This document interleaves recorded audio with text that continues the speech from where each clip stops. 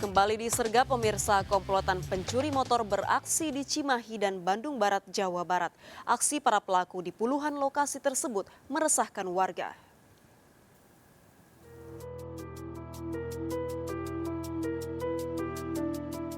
Seorang pencuri beraksi pada salah satu rumah kontrakan di kawasan Padalarang, Kabupaten Bandung Barat. Pelaku bagian dari komplotan pencuri yang biasa beraksi di wilayah Cimahi dan Bandung Barat, Jawa Barat. Hanya dalam hitungan menit, sebuah motor metik dibawa kabur para pelaku. Pada kasus ini, 7 komplotan pencuri yang telah beraksi di 27 lokasi tertangkap. Para pelaku menjual hasil curiannya ke sebuah wilayah di Cianjur Selatan dengan harga 3 hingga 5 juta rupiah per motor.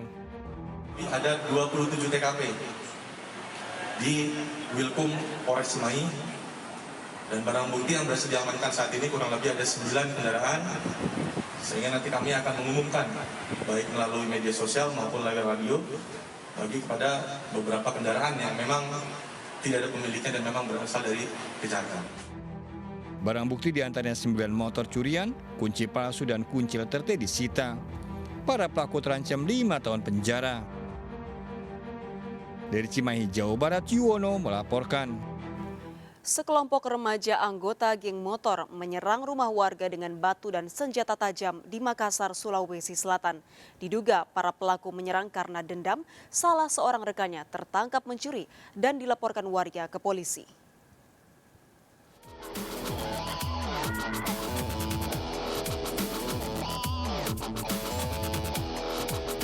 Sekelompok remaja anggota geng motor menyerang sejumlah rumah warga di Jalan Datuk Patimang, Kota Makassar, Sulawesi Selatan. Seorang warga berlarian masuk ke dalam rumah untuk menyelamatkan diri dari serangan pelaku. Para pelaku menyerang menggunakan anak panah dan senjata tajam. Diduga aksi penyerangan dilatar belakangi dendam setelah seorang rekan pelaku tertangkap mencuri. 4 rumah warga dilempari batu oleh para pelaku, salah satunya rusak parah. Tiba Pak, dia datang dari arah Mangade masuk ke sini Pak, menyerang bawa parang sama busur.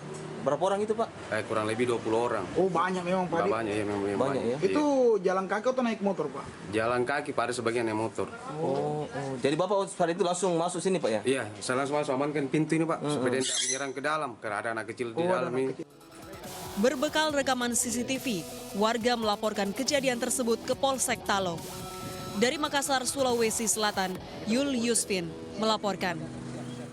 Bermodus sebagai pembeli, seorang wanita nekat mencuri handphone milik penjaga toko di sebuah mal di Sidoarjo, Jawa Timur. Aksi pelaku terekam CCTV.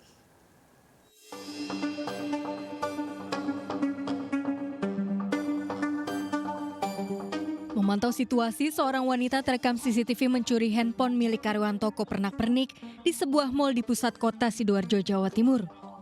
Memanfaatkan karyawan sibuk menata barang, pelaku gasak handphone yang tergeletak di meja kasir. Peristiwa terjadi saat kondisi toko sepi pembeli.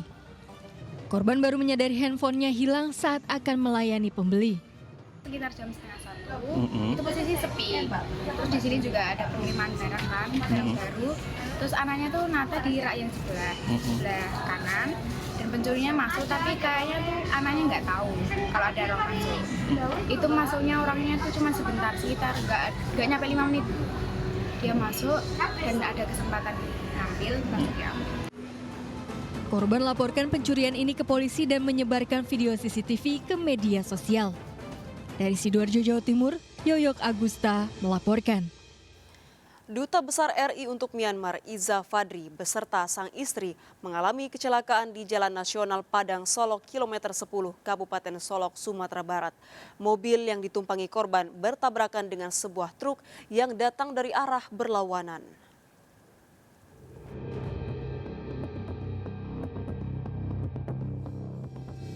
Duta Besar RI untuk Myanmar, Iza Fadri, beserta sang istri terlibat kecelakaan di Jalan Nasional Padang Solok, kilometer 10, Kecamatan Gunung Talang, Kabupaten Solok, Sumatera Barat. Sebelumnya korban hendak melakukan sosialisasi di Universitas Negeri Padang dan Andalas dan berangkat melalui jalur darat. Di lokasi kejadian, mobil yang ditumpangi korban melaju dari arah Padang menuju Solok dan bertabrakan dengan sebuah truk yang melaju dari arah berlawanan. Korban dilarikan ke RSUD Kabupaten Solok dan dirujuk ke RSM Jamil Kota Padang karena mengalami patah tulang. Kemudian telah dilakukan beberapa tindakan di kamar operasi. Kemudian secara umum kondisi beliau hari ini baik. Mungkin akan dilakukan tindakan lebih lanjut mungkin 2-3 hari ke depan. Korban bersama sang istri masih menjalani perawatan intensif di rumah sakit. Berhati-hatilah ketika berkendara, terutama saat menempuh perjalanan jauh. Dari Padang, Sumatera Barat, Budi Sunandar melaporkan. Seorang pria di Kabupaten Lampung Tengah tega membunuh seorang pria lainnya. Pelaku cemburu setelah mantan istrinya menikah lagi dengan korban.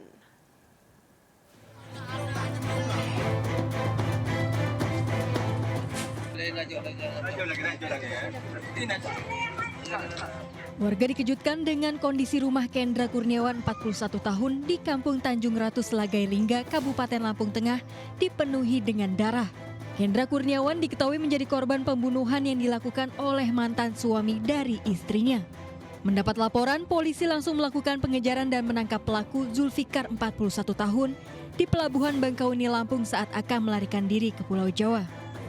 Pelaku sakit hati melihat mantan istri Rohimah 39 tahun yang dinikahinya secara siri akan menikah lagi. Pelaku menghabisi nyawa korban di dalam kamar saat korban sedang bersama dengan mantan istri pelaku. Masuk ke dalam rumah, pelaku sempat terlibat cekcok dengan korban. Pelaku menganiaya korban dengan senjata tajam hingga tewas.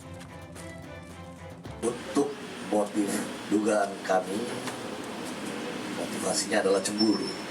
Jadi si pelaku merupakan mantan suami siri daripada istri korban. Yang korban adalah suami baru daripada si wanita yang sama tersebut. Untuk mempertanggungjawabkan perbuatannya, pelaku terancam hukuman seumur hidup. Dari Kabupaten Lampung Tengah, Roy M. melaporkan. Polisi menggerebek sebuah lokasi yang dijadikan tempat penjualan narkoba jenis Zenith di Palangkaraya, Kalimantan Tengah. Selain mengamankan seorang pengedar, polisi juga menyita barang bukti ratusan butir Zenith serta uang tunai jutaan rupiah.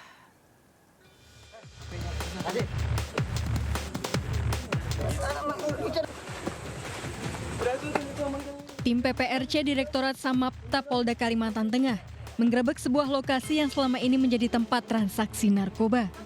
Selain mengamankan seorang pengedar yang sedang melayani pembeli di sebuah bangunan, polisi juga menyita ratusan butir narkoba jenis Zenith serta uang tunai 3 juta rupiah lebih. 4 pengguna juga digeledah dan turut diamankan. Direktur Samapta Polda Kalimantan Tengah Kombes Pol Cahyo Widiarso mengatakan, penggerebekan dilakukan menindaklanjuti informasi masyarakat saat personelnya melakukan patroli malam. Dan kita sudah mengamankan pelaku dengan barang buktinya sejumlah 595 butir dan uang tunai 3.074.000. Pelaku ini kita kategorikan pengedar, bahkan kita dalami mungkin ada kemungkinan juga dia bisa aja bandar karena jumlahnya banyak nih.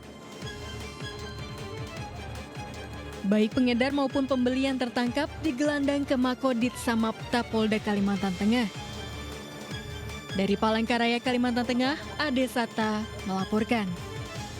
Sejumlah rumah di Makassar, Sulawesi Selatan terbakar. Kebakaran diduga akibat korsleting listrik.